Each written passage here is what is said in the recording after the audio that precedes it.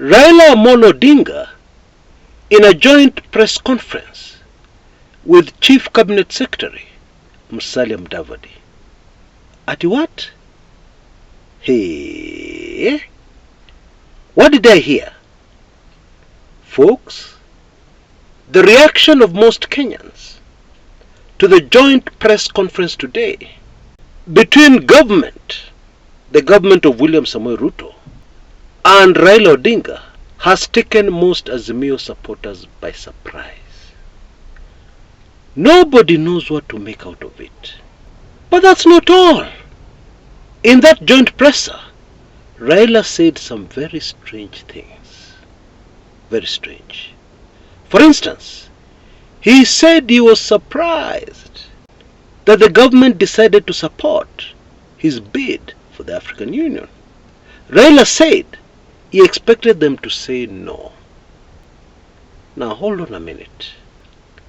Everybody can see that the reason why government wants Raila out of the way, busy at some AU job in Addis Ababa, the headquarters of the African Union, and on assignment all over the place, away from Kenya, everybody can see what the government of Ruto has to gain from such a move. So you want to make me believe that Raila is not seeing that?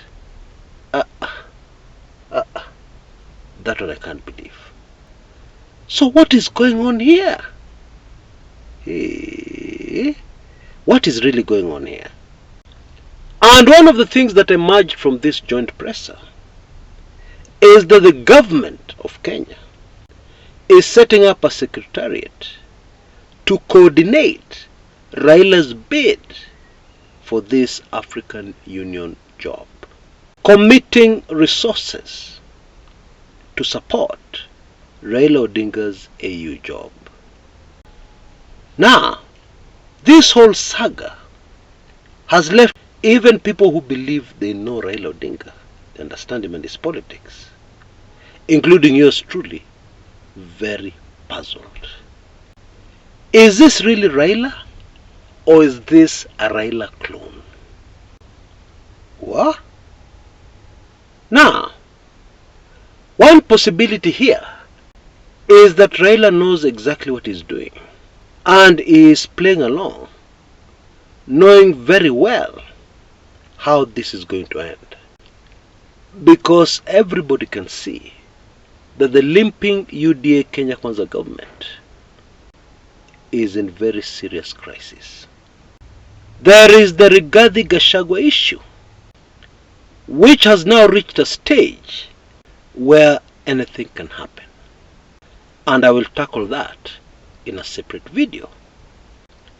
Anyway, Raila knows very well that this government is imploding.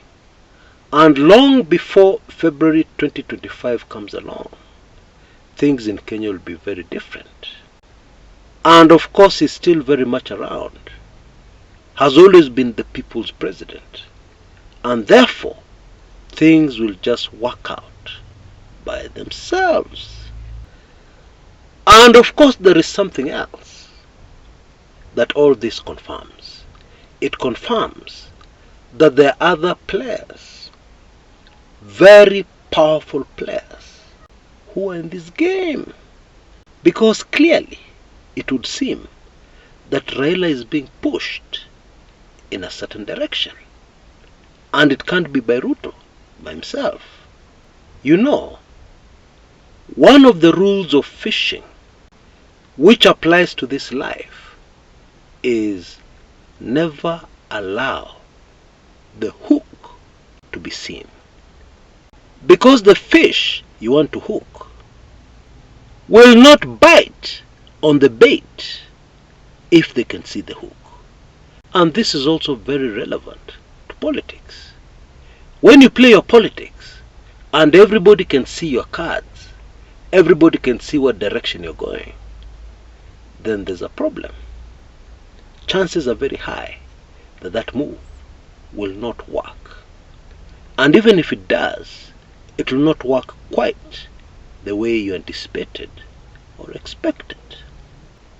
And in this case, It is so obvious, it is very obvious that Raila is being gently pushed out of the way to allow the Kenya Kwanza UDA government to operate, leaving the people of Kenya without a unifying factor to fight back, to say no, to resist.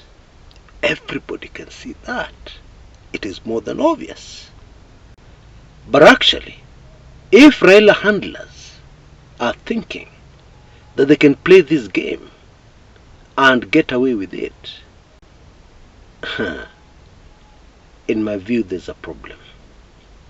We all know that Raila has gotten out of situations very similar to this in the past, seemingly unscathed. For instance, the merger between Raila's political party, NDP, and KANU, which ended up with Raila being Secretary General of the much hated KANU party in the 90s. Raila came out of that one well ahead. Even after everybody had written him off, people were saying, Raila is now working with Moi. Raila politics, kwisha maneno. Raila political career, it's all over. Raila can never recover from this. Many political analysts at the time were saying exactly that, and many Kenyans agreed with them. But then what happened? Raila came back in a very spectacular way from that one. However, in my view, this time round, I think there's a problem. Because at that time in the 90s, in comparison to today, the economy was good. Kenyans had money in their pockets. Life was not so bad, apart from this KANU monster, corruption that had completely gone overboard during Moi's time, although under the Ruto administration, it has exceeded Moi's time.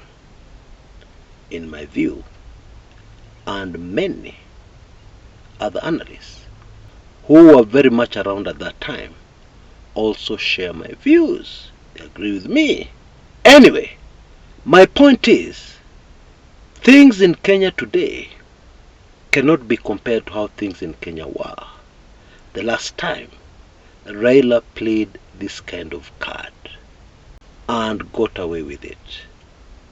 Because of the very hard times, Kenyans are really struggling. Kenyans are also very emotional just now. And therefore this joint presser has not gone down well with Azimio supporters. Many of them are livid. And to make matters worse, this seems to confirm the very aggressive UDA propaganda that Raila has been paid off.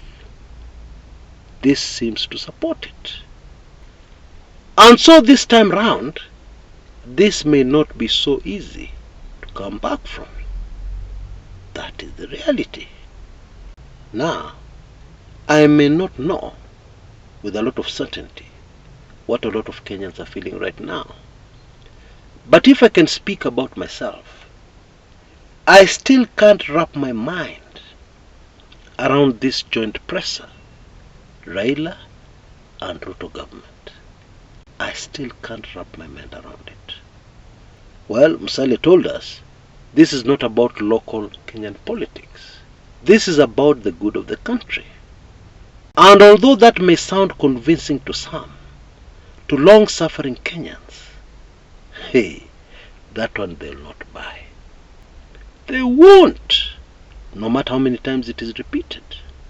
You know, there was a president of Tanzania not too long ago called President John Pombe Magufuli, who did not handle with care powerful forces. And you know how that story ended. Very tragically. Magufuli probably thought that because one of his predecessors, founding father of Tanzania, President Julius Kabarage Nyerere, was able to survive. I know many Kenyans don't know this, but Nyerere survived many assassination attempts, built a very efficient intelligence service, usalama wa taifa. My guess is that Magufuli also believed he would survive, but he did not understand fully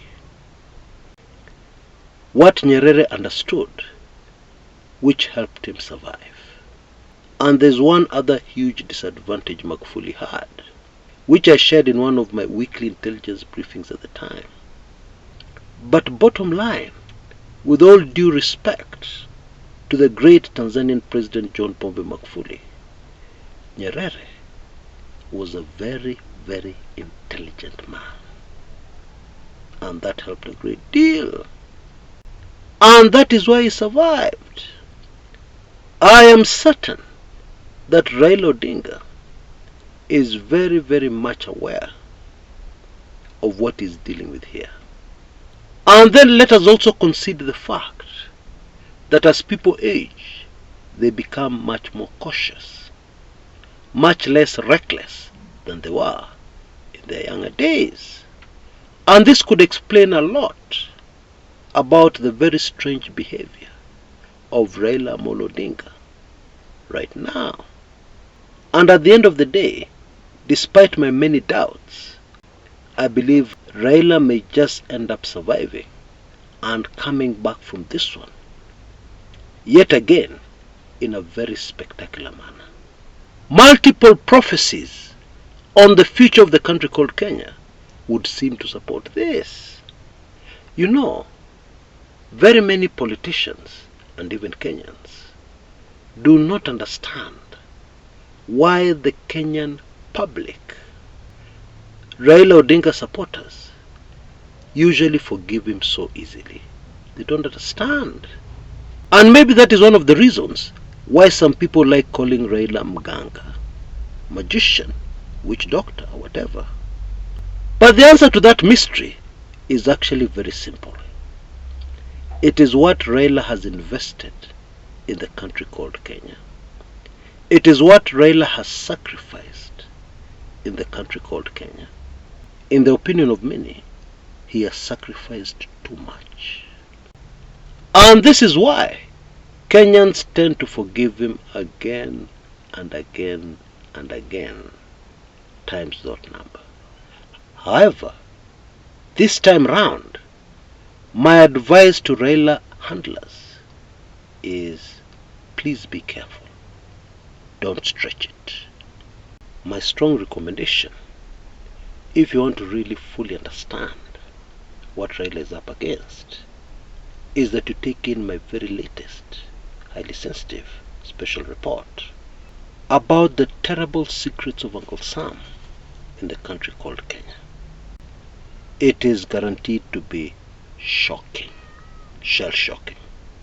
And now you have an opportunity to get only this special report at $30 or Kenya shillings 3,999. You can see details on your screens right now. Of course, the other option is to take this latest special report along with all the other previous special reports I've produced, as a package, and the cost for that is $38 or Kenya shillings 4,999. Full details are on your screen right now, repeated in the description area below. I would strongly advise that you act fast, because this deal is coming to an end very, very shortly. This will be able to answer many mysteries for you, so that you understand why such a courageous man as Raila Odinga is behaving out of character. Very, very strange behavior. Until next time, this is Chris Kumekucha.